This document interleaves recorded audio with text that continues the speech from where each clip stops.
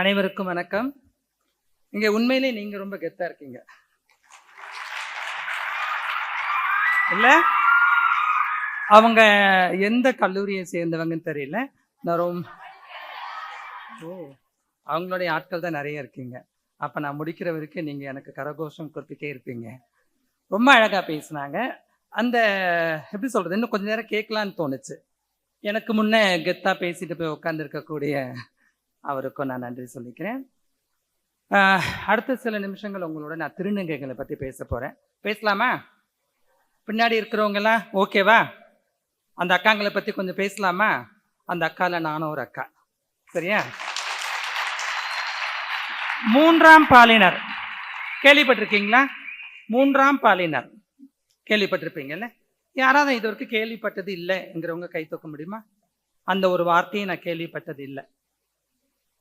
So எல்லாரும் கேள்விப்பட்டிருக்கீங்க. மூன்றாம் பாலினர்ல திருநங்கைகள் வருவாங்களா? வரமாட்டாங்கிறவங்க மட்டும் கை தூக்குங்க. வருவாங்கிறவங்க கை தூக்குங்க. இன்னும் ரெண்டுத்துக்குமே கை தூக்கலன்னு என்ன அர்த்தம்? ஏதாவது ஒண்ணுக்கு கை தூக்கி தான் ஆகணும். மூன்றாம் பாலினரும் திருநங்கைகளும் ஒண்ணுதான்ங்கிறவங்க கை தூக்குங்க. ஒருத்தர் இவ்வளவு தூரம் மட்டும் தூக்கி இருக்காரு ஒரு சேஃப்டிக்கு. ஏதாவது ஒன்று தவறு நடந்தா அப்படியே இறக்கிடலாம், சரியா இருந்தா இன்னும் கொஞ்சம் ஏற்றிடலாம். என்ன ஐடியாங்க? சரி, அப்படி கை கீழே போட்டுடுங்க. மூன்றாம் பாலினருங்கிறது வேற ஒன்றும் இல்லைங்க. மூன்றாம் பாலினர், மாற்று பாலினர், இந்த ரெண்டு வார்த்தையும் திருநங்கைகளுக்கு பொருந்தும், நீங்க தெரிஞ்சுக்கணும். சரி, அப்படி மூன்றாம் பாலினர் திருநங்கைகள் அப்படி சொல்லும்போது அந்த மூன்றாம் பாலினருக்கு உள்ளார இன்னொரு பெயர் இருக்கு. இன்னொருத்தவங்களும் அதில் வராங்க. இது யாராவது சொல்ல முடியுமா? கிளவரான ஸ்டூடெண்ட் யாரா இருக்கீங்களா? நான் பார்க்குறேன். இப்போ வரக்கூடிய புது புது அப்டேட்லாம் மொபைலில் எல்லாம் தெரிஞ்சு வச்சுக்கிறீங்களே, இதெல்லாம் தெரிஞ்சுக்க கூடாதா? அதாவது திருநம்பிகள். திருநம்பிகளை பற்றி கேள்விப்பட்டிருக்கீங்களா? நான் கேள்விப்பட்டதே இல்லைங்கிறவங்க யாராவது கை தூக்குங்களேன். ஒரு 10-20 பேர் கேள்விப்படல. ஓகே, வச்சிருங்க. அதாவது திருநங்கைகள்ங்கிறவங்க பிறப்பால ஆண் குழந்தைய பிறக்கக்கூடியவங்க, தன்னுடைய மனசுல பெண்ணுங்கிற உணர்வோட வாழக்கூடியவங்க. எல்லாமே தாம் பெண்ணா பிறந்துட்டோம், ஆனா நம்மள ஆண் குழந்தைய கடவுள் படைச்சிட்டாரு. இது எதுக்குங்கிற ஒரு கேள்விக்குறியோட அவங்க ஒரு 17-18 வயசு வரைக்கும் வாழ்றவங்க. அதுக்கப்புறம் அந்த மனசுல இருக்கக்கூடிய எண்ணத்தை உடல்லையும் கொண்டு வந்து மருத்துவர்களோட உதவியோட அவங்க தன்னை பெண்ணாக வெளி உலகத்துக்கு காமிக்கிறவங்க திருநங்கைகள், சரியா? இதேதான் பெண்கள்ல தன்னை ஆணா நினைச்சு வாழக்கூடியவங்க. பெண்கள்ல உங்களுக்கு ஆச்சரியமாவும் இருக்கலாம் தெரியாதவங்களுக்கு. பெண் குழந்தையா பிறந்துட்டு அவங்க மனசுக்குள்ளார தான் பெண் இல்லை, தான் ஒரு ஆணுங்கிற ஒரு எண்ணத்தோட வாழ்ந்து அவங்க ஒரு பருவம் வரும்போது தன்னை ஆணா மாத்திக்கிறதுக்கு முயற்சி பண்ணி அதுக்கான அறுவை சிகிச்சைகளும் இருக்கு. அவங்க தன்னை ஆணா வெளி காமிக்கிறாங்க. அவங்க ஆணுன் ஆதார் அட்டையும் வச்சிருக்காங்க. நம்ப முடியுதா? ஸோ இந்த ரெண்டும் இணைந்த இதுதான் மூன்றாம் பாலினர் சொல்லுவாங்க, சரிங்களா? சரி, இவங்களை வந்து அந்த குடும்பம் எப்படி புரிஞ்சுக்குதுங்கிறது நம்ம மெயினாக புரிஞ்சுக்கணும். அந்தந்த ஜாதி மதத்தை பொறுத்து தான் இந்த மூன்றாம் பாலினர்கள் ஏற்றுக்கொள்ளப்படுறாங்க. ஒரு உயர் ஜாதி, நிறைய சொத்து பத்து இருக்கு, திருநெல்வேலியில் இருக்கக்கூடியவங்களாம் ரொம்ப கெத்தா கத்தியை தூக்குனா ரத்தத்தை பார்க்காத விட மாட்டாங்க. இந்த மாதிரி ஒரு பாரம்பரியமான குடும்பத்தில் இருக்காங்க வச்சுக்கோங்களேன். இவங்க எல்லாம் திருநங்கைகளை ஏற்றுக்க மாட்டாங்க. அவங்க வீட்டில் ஒரு குழந்தை அப்படி பிறந்துட்டா அந்த குழந்தைய வெளியேற்றிடுவாங்க. அவங்களுக்கு எப்போ தெரிய வருதோ அந்த குழந்தைக்கு அன்பு காமிக்காம விட்டுடுவாங்க. இதில் இன்னொரு கொடுமையும் இருக்கு. ஒரே மகன், அந்த வீட்டுக்கு ஒரே மகன், 3 பொண்ணு இருக்கலாம், இல்லை யாருமே இல்லை, ஒரே பையனா இருக்கலாம். அந்த ஒரு பையனுடைய மனசுல இந்த திருநங்கை உணர்வு வந்து அந்த குழந்தை தன்னை திருநங்கையா வெளிக்காமிக்கும் போது அந்த குடும்பம் அவங்கள ஏத்துக்காது. அது எந்த ஜாதியா இருக்கட்டும், எந்த மதமா இருக்கட்டும். என்னுடைய வாரிசு நீ ஒன்னாலதான் என்னுடைய குடும்பத்துக்கே வாரிசு வரணும், நீ எப்படி திருநங்கையா மாற முடியும்னு சொல்லிட்டு எப்படியாவது அந்த குழந்தைய மாத்தணும், ஆனா மாத்தணும்னு சொல்லிட்டு சைக்காட்ரிஸ்ட கொண்டு போறது, ஏதாவது பயிற்சியை கொடுத்து அந்த குழந்தைய ஆண் மாதிரி நடக்க வைக்கிறது, பேச வைக்கிறது, மிரட்டுறது, நாங்க எல்லாரும் செத்துடுவோம் நீ அப்படி மாறக்கூடாதுன்னு சொல்றது, இப்படியான ஒரு வற்புறுத்தல்ல அவங்க அக்செப்ட் பண்ணிக்க மாட்டாங்க. இதை நீங்க புரிஞ்சுக்கிட்டா போதும். சரி, இப்படி அக்செப்ட் பண்ணிக்கல, அப்படி எல்லாம் திரண்டு வந்த திருநங்கைகள் எல்லாம் எங்க இருப்பாங்க? அவங்க ஒரு கூட்டா ஒவ்வொரு ஏரியாக்கள்ல வாழுவாங்க. நீங்க பார்த்துருப்பீங்க. திருநங்கைகள் அக்காக்கெல்லாம் பார்த்தீங்கன்னா, ஒருத்தர் ஒரு ஏரியாவில் இருக்க மாட்டாங்க. 4, 5 பேர் இருப்பாங்க. உண்மையா? உண்மை தானே நான் சொல்றது?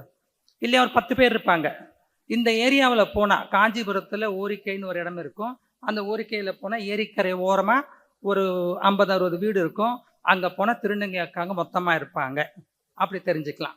அந்த மாதிரி தான். அப்போ அந்த இடத்தோட பேர் ஜமாத்னு சொல்லிக்குவாங்க. ஜமாத்னு ஏதோ முஸ்லீமுடைய வழக்கம்லாம் கிடையாது. திருநங்கைகள் ஆரம்ப காலங்களில் ஒரு 50, 60 வருஷத்துக்கு முன்னே மும்பை மாதிரியான இடங்கள்ல அதிகமாக வாழ்ந்திருக்காங்க. அங்கே மும்பையில் ஒரு கூட்டத்தை கூட்டுறாங்க வச்சுக்கோங்களேன், அதுக்கு பேர் ஜமாத்னு சொல்லுவாங்க. அதே பழக்கத்தை அந்த பேரை மட்டும் இவங்க பயன்படுத்தியிருக்காங்க. மற்றபடி மதத்துக்கும் அவங்களுக்கு சம்பந்தம் இல்லை. அந்த ஜமாத்தில் வந்து என்ன பண்ணுவாங்கன்னா, ஒரு இளம் திருநங்கை அவன் ஒரு சிறுவனாக தான் வருவான். சிறுவனானா பெண் உணர்வு பொருந்திய ஒரு சிறுவன். அந்த சிறுவன் வந்து ஜமாத்தில் வந்து நானும் உங்களை மாதிரி தான் வரும்போது, அது ஒரு 16, 17 வயசு வச்சுக்கோங்களேன். ஒரு 20 வயசு இருக்கக்கூடிய திருநங்கை அம்மாவாகவும், இந்த 17 வயசுல வீட்டுக்குள்ள வரக்கூடிய திருநங்கை மகளாகவும் தத்தெடுத்துக்குவாங்க. சரிங்களா? நீங்க நினைப்பீங்க ரோட்ல பஸ் ஸ்டாண்ட்ல போகும்போது இவங்களுக்கெல்லாம் யாரும் இல்லைன்னு. ஒரு திருநங்கைக்கும் ஒரு திருநங்கை அம்மா இருப்பாள். கைத்தட்டலாம் அந்த அம்மாக்கள். இவங்களுக்குள்ளார ஒரு சங்கேத மொழி இருக்கும். இப்ப நீங்கெல்லாம் வந்துட்டு சில மொழி வச்சிருப்பீங்கல்ல. சுமாரா இருக்கிற பொண்ணுக்கு ஒரு பேர் வச்சிருப்பீங்க. ரொம்ப அழகா இருக்கிற பொண்ணுங்களுக்கு ஒரு பேர் வச்சிருக்கீங்களா இல்லையா? ஒண்ணுமே தெரியாத மாதிரி நடிக்கிறீங்க. உங்களை பத்தி உங்களை விட எங்களுக்கு நல்லா தெரியும். எல்லாத்துக்கும் ஒரு பேர் வச்சிருப்பீங்க. அதே மாதிரி அந்த பசங்களுக்கும் நீங்கெல்லாம் ஒரு பேர் வச்சிருப்பீங்க. ஒரு இண்டிவிஜுவலா கூட ஒரு பேர் வச்சிருப்பீங்க. அதே மாதிரி திருநங்கைகள் வந்து அந்த காலத்துல அவங்க ஊருக்கு ஒதுங்கி வாழ்ந்திருக்காங்க. இப்ப பரவாயில்ல, இப்போ ஓரளவுக்கு உள்ள வந்துட்டாங்க. அப்போ ஒருத்தர் பத்தின ஒரு மொழியை இவங்க வச்சிருந்திருக்காங்க. எப்படி சொல்ற வார்த்தைகளை. இப்போ போலீஸ் வராங்கன்னா கோடிங்க வராங்க, பொறுக்கிங்க வராங்கன்னா பீலிங்க வராங்க. இப்படி அந்த வார்த்தைகள் வந்து அவங்களுக்கு மட்டும்தான் தெரியும். இப்போ இங்க சென்னையில இருக்கக்கூடிய ஒரு திருநங்கை பஞ்சாப்ல போயிட்டு இங்க கோடி எங்க இருக்கிறான் அப்படி கேட்டா அந்த கோடின்ற வார்த்தை அங்க இருக்க திருநங்கைக்கு தெரியும். ஸோ அந்த அளவுக்கு ஒரு பரவலா அவங்களுக்குள்ள அந்த மொழி இருக்குதுன்றதை நீங்க தெரிஞ்சுக்கணும். இவங்க தொழில் என்னவா இருந்திருக்கும்? நான் வீடை சொன்னேன், வீட்டை விட்டு வந்துட்டாங்க. ஜமாத்து சொன்னேன், அங்க எல்லாம் ஒன்னா வாழ்றாங்க. அங்க ஒரு பாஷையை பேசுறாங்க, அம்மா பொண்ணுன்னு இருக்காங்க. சாப்பிடணும்ல, அவங்களும் துணி உடுத்தணும், அவங்களும் வந்து ஷேர் பண்ணி ஒவ்வொரு செலவுகளையும் பண்ணணும்ல. அதுக்கான வருமானம் என்னவா இருக்கும்? அது நீங்க கண்கூடா பார்த்துருப்பீங்க. பஸ்ஸுகள்ல, ரயில்கள்ல, ரோட்டு ஓரங்கள்ல அவங்க வந்து கடைக்கடையாக காசு கேட்டு பழைக்கிறது அவங்களோட பிரதான தொழில். அதுதான் அவங்களுடைய பிரதான தொழிலா அந்த காலத்துல இருந்து இருந்திருக்கு. ரெண்டாவது, திருநங்கைகள்ல பெண் மாதிரியே அழகா இருக்கக்கூடிய சில திருநங்கைகள் வந்து இரவு நேரங்கள்ல பாலியல் தொழில இருக்காங்க. இது மறுக்க வேண்டியது மறைக்க வேண்டியது இல்லை. அதனால நான் ஓப்பனா சொல்றேன். இந்த 2 தான் அவங்க தொழிலா எடுத்திருக்காங்க. அவங்களுடைய வழிபாடுகளும் சடங்குகளும் என்னவா இருக்கும்? நீங்க நினைச்சிருப்பீங்கல்ல, இப்போ ஒரு பொண்ணுன்னா அந்த பொண்ணு பூ பெய்துவா, அவர் அழகா மஞ்சள் நீராட்டு விழா ஒரு பேனர் அடிச்சு தாய்மாமே சீர் சுமந்து வாராண்டின்னு சொல்லிட்டு ஒரு பெரிய ஊர்வலம் நடக்கும். ஊரெல்லாம் கூட்டி உங்களுக்கு அமக்கலமாக விழா எடுப்பாங்க. அது மாதிரி கல்யாணம் நடக்கும், வளைகாப்பு நடக்கும், குழந்தைக்கு பேர் வைக்கிறது எல்லாமே இதெல்லாம் பார்த்து பார்த்து பார்த்து உங்கள் வீட்டில் செய்வாங்க. இவங்களுக்கு எதுவுமே இல்லைல்ல. குடும்பத்தை விட்டு இவங்க வெளியில் போயிட்டாங்க. இவங்க அந்நியர் ஆயிட்டாங்க குடும்பத்துக்கு. இவங்க போயிட்டு ஒரு குழுவாக வாழ்கிறாங்க. இவங்க உலகத்திலே இல்லாத ஒரு பாஷையை கிரியேட் பண்ணி வாழ்கிறாங்க. இவங்களுக்கான சடங்குகள் என்னங்கிறத நீங்கள் கொஞ்சம் தெரிஞ்சுக்கோங்க.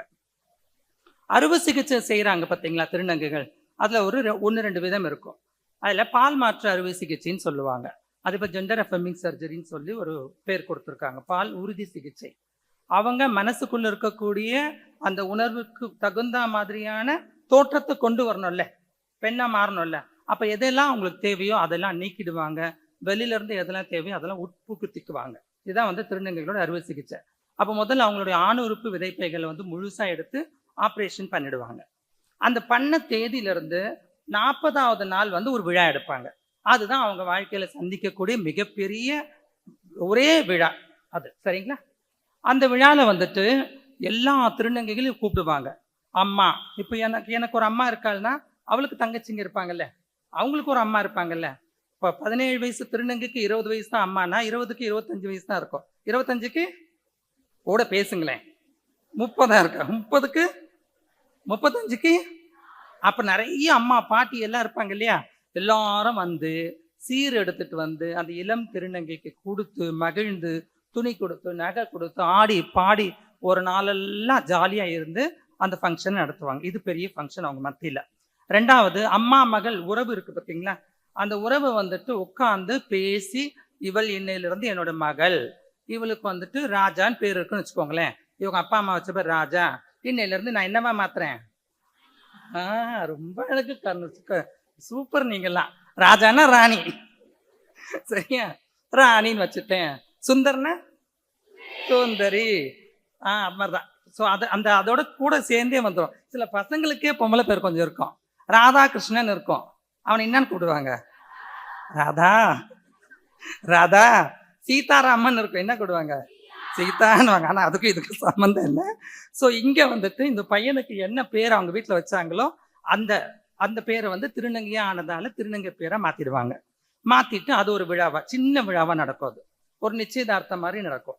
ஆனால் அந்த பால் ஊத்துற ஃபங்க்ஷன் இருக்குல்ல, அறுவை சிகிச்சை செஞ்சு, அது பெரிய விழாவாக நடக்கும். அப்புறம் திருநங்கைகளை இறந்துட்டாங்கன்னா அம்மா செய்யக்கூடியதெல்லாம் வந்து அந்த திருநங்கை அம்மா செஞ்சு அவளை அடக்கம் பண்ணுறது நடக்கும். சரிங்களா? அப்புறம் இவங்களில் இருக்கக்கூடிய ஒரு பெரிய நல்ல குணம்னு சொன்னா 2 குணம் சொல்லலாம். இந்த நம்ம எனக்கு முன்ன தோழர் பேசிட்டு போனார், அவருடைய சட்டையே சொல்லுது ஜாதி மதம் இல்லைன்னு. அது திருநங்கைகள் மத்தியில் சுத்தமா இல்லைங்க, சுத்தமா இல்லை. ஏன் இல்லை? அதுக்கும் ஒரு எப்படி சொல்றது, ஒரு கூட்டா வாழ்ந்தா அது இல்லைன்றதான் அர்த்தம். இப்ப இந்த இடத்துல இருக்காது, நான் சொல்லுவேன், இந்த இடத்துல இருக்கவே இருக்காது. உங்க வீடுங்களுக்கு போனா இருக்கும். உங்க வீட்டுங்களுக்கு நீங்க போன உடனே தான் செட்டியார் பையனா கிடைச்சா நல்லா இருக்கும். இல்ல அந்த நாயுடுல கூட இந்த நாயுடு வேணாம், அது அந்த நாயுடே வேணும். இப்படிலாம் உங்க வீடுங்களில் பேசும், இங்க பேச மாட்டீங்க. அப்படிதான் திருநங்கைகள் எல்லாம் எங்கெங்க இருந்தோ அடிச்சு விரட்டப்பட்டு கஷ்டப்பட்டு வந்து ஒரு இடத்துல சேர்ந்து வாழ்றாங்கல்ல, அங்க மேரியும் இருப்பா மாரியும் இருப்பா. எந்த மதமும் அங்க பேச மாட்டாங்க, எந்த ஜாதியும் இருக்காதுங்கிறத நீங்க புரிஞ்சுக்கோங்க. 2வது நல்ல விஷயம் அவங்க கிட்ட நீங்க தெரிஞ்சுக்க வேண்டியது, அவங்கள சின்ன வயசுல அவங்க அப்பா அம்மா இவ கூட இருந்தா அசிங்கம்னு இவளை வெளியில தெரிச்சிடுறாங்க. இவ வெளியில போய் பிச்சை எடுத்து எங்கெங்கயோ வாழ்ந்து அசிங்கப்பட்டு இவ வந்து ஒரு கட்டத்துல இவளுக்கு ஒரு 40 வயசு ஆகும்போது இவளுக்கு தெரிய வருது, இவளோட பேரண்ட்டு இவங்க கூட பிறந்தவங்களால புறக்கணிக்கப்படுறாங்க. அப்போ இவ கூட்டிட்டு வந்து வச்சுக்கிறா. பாத்தீங்களா? அந்த நல்ல குணம் யாருக்கும் வராது. எந்த ஆசிரமத்திலையும் நாங்க ஒரு ஆய்வு எடுத்து பார்த்துருக்கோம். 50 ஆசிரமங்களை பார்த்தோம். 50 ஆசிரமங்கள்லையும் இருக்கக்கூடிய பெற்றவங்களுடைய பிள்ளைங்களையோ சொந்தக்காரவங்களையும் ஒரு திருநங்கையும் இல்லை. இருந்துன்னா அங்க போயிருக்க மாட்டாங்க நான் நினைக்கிறேன். ஸோ இவங்களோட மருத்துவ முறைகள் நம்ம வந்து சொன்னோம் இல்லையா, அதில் 2-3 முறைகள் முக்கியமானது. முதல்ல வந்துட்டு ஜெண்டர் அஃபர்மிங் சர்ஜரி, அவங்களுடைய ஆணுறுப்ப மாற்று அறுவை சிகிச்சை. 2வது வந்து சிலிக்கான் இம்ப்ளான்டேஷன் சொல்லுவாங்க, மார்பகத்தும் செயற்கை மார்பகத்தை பொருத்தக்கூடியது. அது நடிகைகள், மார்க்கெட் இழந்த நடிகைகளுக்கு செய்யக்கூடியது, திருநங்கைகளும் பண்ணிக்கிறாங்க. இதுக்கெல்லாம் இன்சூரன்ஸும் வந்துட்டு கவர்மெண்ட் கொடுக்குறாங்கன்றதையும் நீங்க தெரிஞ்சுக்கணும். ஸோ இத்தனை நல்ல விஷயங்கள் மத்தியில் கவர்மெண்ட் என்னெல்லாம் பண்ணுது, திருநங்கைகளுக்கு கவர்மெண்ட் என்னெல்லாம் பண்ணுது? முதல்ல தமிழக அரசாங்கம் தான் திருநங்கைகளுக்கு நல வாரியம் கொண்டு வந்தது. கைத்தட்டலாம். நீங்க நினைக்கலாம் இந்த நல வாரியம்ங்கிறது ஒண்ணு கொண்டு வந்ததால உங்களுக்கெல்லாம் என்ன பெருசா மாற்றம் வந்துடும் அப்படின்னு நினைக்கலாம். ஆனா எல்லாருடைய கவனத்தையும், இந்த முதல் போட்டோல இருக்க பாருங்க கலைஞர் ஐயா, அவர் பண்ண வேலை தான். எல்லாருடைய கவனத்தையும் இந்த திருநங்கைகள் மேல கொண்டு வந்து நிறுத்துறாரு. ஒரு நல வாரியம் கொடுத்து நீங்க எல்லாம் பாருங்க, இவங்க உங்களை மாதிரி வாழக்கூடியவங்க, இவங்களுக்கு நான் திருநங்கைன்னு பேர் வைக்கிறேன், இவங்களை நீங்க 9 அலினோ கேவலமான வார்த்தைகள் நீங்க சொல்லக்கூடாதுன்னு சொல்லி உணர்த்திட்டார். இந்த தமிழ்நாட்டில் 2008 நலவாரியம் வருதுங்க. அதுக்கப்புறம் இப்போ 2025, இந்த 17 வருஷங்கள் நான் அமெரிக்கா உட்பட பல நாடுகளுக்கும் போயிருக்கேன், பல மாநிலங்களுக்கும் போயிருக்கேன், எங்கேயுமே இந்த சிஸ்டம் இல்லை.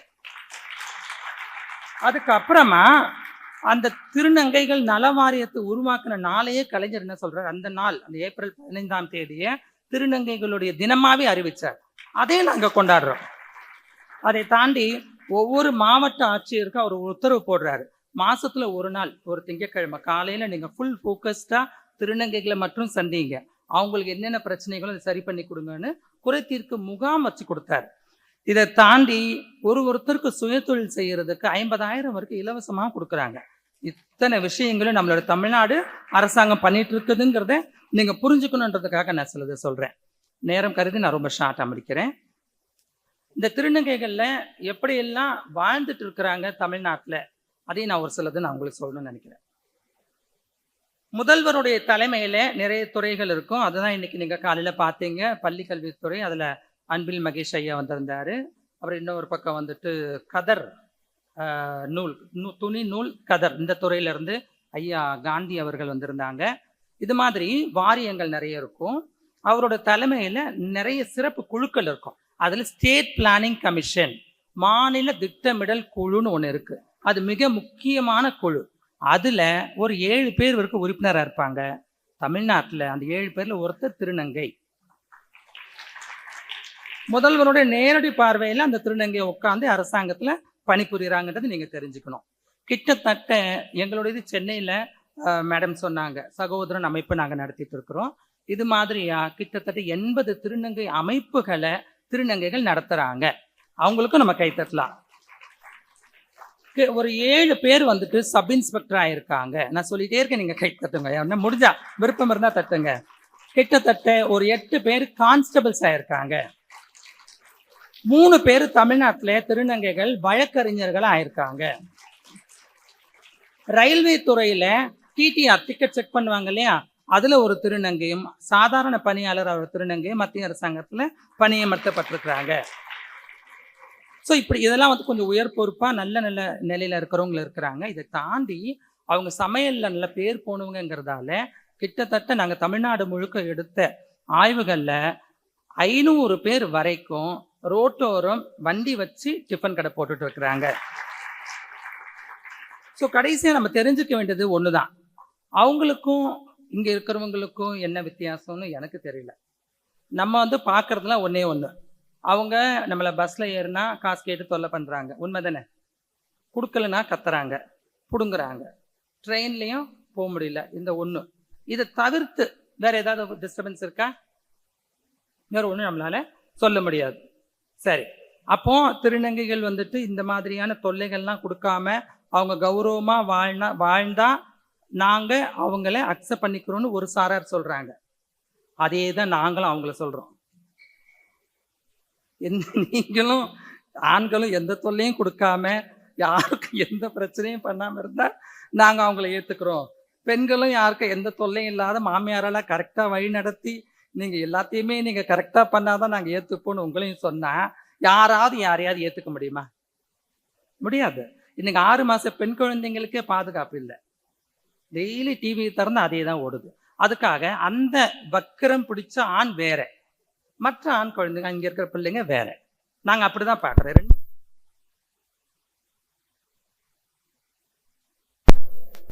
ரெண்டு வரலையே, 2 கோணமா நாங்க பாக்குறோம். அந்த வக்கரம் பிடிச்ச ஆணுங்கிறது வந்துட்டு அவன் செஞ்சது தவறு, அவன் இருக்கிற இடம் வேற, அவன் வேற. இவர் வேற, இவர் மாணவர், இவர் ஒரு நல்ல ஒரு நிலையில இருக்கக்கூடியவர்னு பார்க்கிறோம். அப்படித்தான் நம்மளும் பார்க்கணும். நீங்க மாணவ செல்வங்கள், நீங்களும் அப்படிதான் பார்க்கணும். எல்லாரையும் ஒன்னா நீங்க பாத்திர வேண்டாம். உங்ககிட்ட தகராறு பண்ண காசை பிடிங்கின திருநங்கைகள் வேற, இதை தாண்டி ஆயிரக்கணக்கான திருநங்கைகள் வந்துட்டு நல்ல நிலையில இருக்கிறாங்கிறத நீங்க புரிஞ்சுக்கணும். அப்போ அந்த ஜெண்டரை நம்ம ஏத்துக்கணும். அவங்களோட செயல்பாடை வச்சு அவங்க ஜெண்டரை நம்ம ஒதுக்க கூடாதுங்கிறத நீங்க புரிஞ்சுக்கணும். நீங்களும் புரிஞ்சுக்கணும், நீங்க உங்களை சார்ந்தவங்களையும் நீங்க புரிய வைக்கணும். இதுதான் ரொம்ப முக்கியம். அவங்களோட வாழ்வியலை நான் தெரிஞ்சுக்கிட்டேன், ஆனா அவங்களுடைய செயல்பாடுகள் எனக்கு பிடிக்கலைங்கிறது வந்துட்டு நியாயம் இல்லைன்றத நான் சொல்றேன். அதுல உங்களுக்கு மாற்று கருத்து இருக்கான்னு தெரியல. வேற ஏதாவது நீங்க கேட்கணும்னு விரும்புறீங்களா திருநங்கைகள் வாழ்வியல் பத்தி? ஒரு 2 கேள்வி மட்டும் நான் வரவேற்கிறேன், உங்களுடைய புரிதலை நான் தெரிஞ்சுக்கிறதுக்காக. ஒரு 2 கேள்வி, ஆண்கள் மத்தியிலையும் பெண்கள் மத்தியிலையும்.